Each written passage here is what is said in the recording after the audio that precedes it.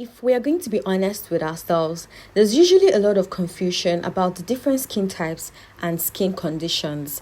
But guess what? In this video, I'll be walking you guys through the different skin types and skin conditions. So yeah, skin types are mainly determined by genetics.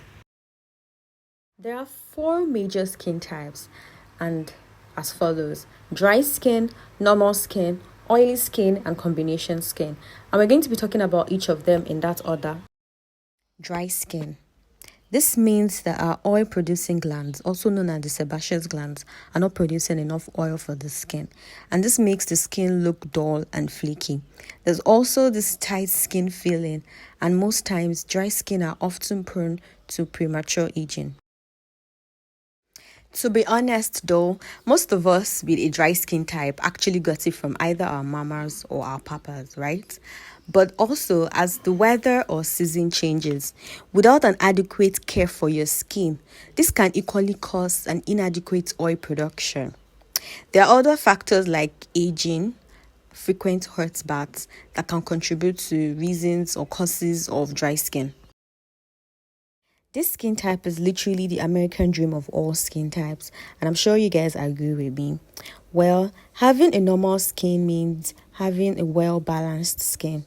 There is enough moisture in the skin, even skin tone, and skin elasticity is good. With this kind of skin type, protection and maintenance is very important. An oily skin simply means that the oil-producing gland overproduces, and most times this happens to overcompensate for lack of moisture. Because of this excess oil, this skin type is shiny, prone to acne and blemishes, and the pores on the face appear larger. Just like the dry skin type, people with an oily skin type most likely got it from genetics. But also, hormonal imbalance can temporarily cause an overproduction of oil. This means having more than one skin type, and this is the most common skin type, me included. It's usually a combination of an oily skin on the T-zone areas, that is the entire forehead, down to the middle of the nose to the chin, and either a normal skin or dry skin in other areas of the face. Aside from genetics being the primary cause of combination skin type, not using the right skincare products can also temporarily cause a combination skin type.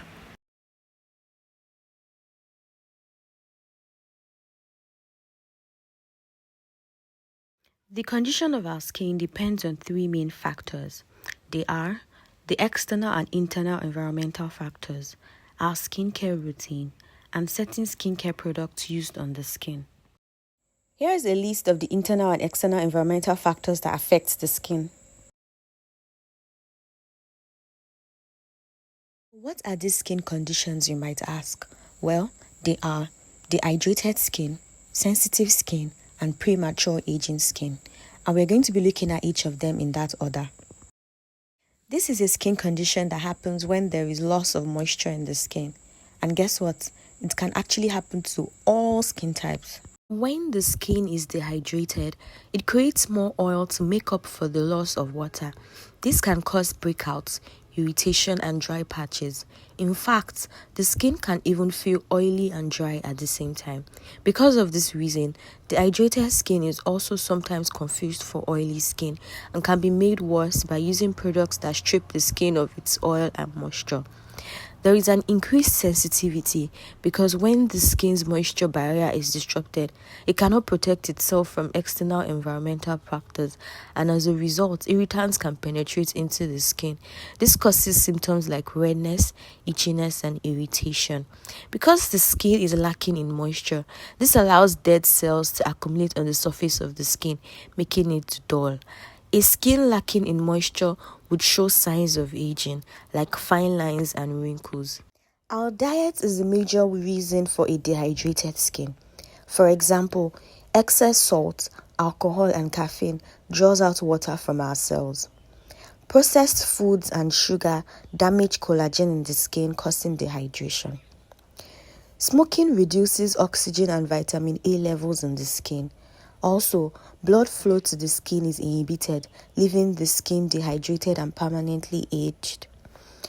When there is a temperature change, like for example heat, this is not good for the skin because heat sucks moisture out of the air, and this makes it hard for the skin to replenish its moisture levels from the environment. When the body is under stress, it overproduces cortisol, an hormone responsible for thinning and inflammation of the skin. Harsh cleansers can disturb the skin's barrier and natural pH level, making it susceptible to dehydration. This is caused by a combination of external and internal environmental factors, much of that in the next slide, and it can present in various ways like stinging, itching, burning, redness, dryness, scaling, peeling, bumps, and eyes. A sensitized or compromised skin can be triggered in anyone, regardless of your genes. It's actually a reflection of your environment. Environmental factors such as airborne allergens, weather, and temperature changes. Lifestyle, like dehydration, increases sensitivity. It can also be as a result of physical effects of stress or hormonal fluctuations, and chemical irritants from harsh cosmetic ingredients, including alcohol, fragrance, can contribute to a sensitized skin. In as much as aging is a natural process and it is inevitable, certain environmental factors quicken the reduction of collagen production and the skin loses its elasticity. Sebum production also reduces, which makes the skin thinner, drier, and uneven. Wrinkles and age spots begin to form. Damages from the sun's UV rays accounts for up to 80% of the visible signs of aging. A stressful lifestyle triggers an inflammatory response in the body. Stress also affects our sleeping habits, and these two factors age the body faster. A dehydrated skin also displays signs of aging. Here's a recap of the entire video. So in essence, skin type is classified by genetics, while skin condition is classified by environmental factors. Skin type can either be oily, normal, combination, or dry, while skin conditions are dehydrated, sensitive, and premature aging skin.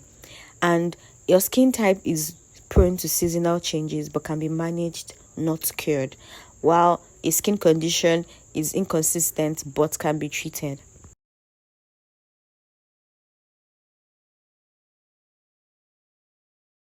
Yes, you. Thank you very much for watching this video to the end. You are awesome, and I'm sure you enjoyed this video. Please do not forget to like, subscribe, and put on your notification bell to be the first to receive my new videos.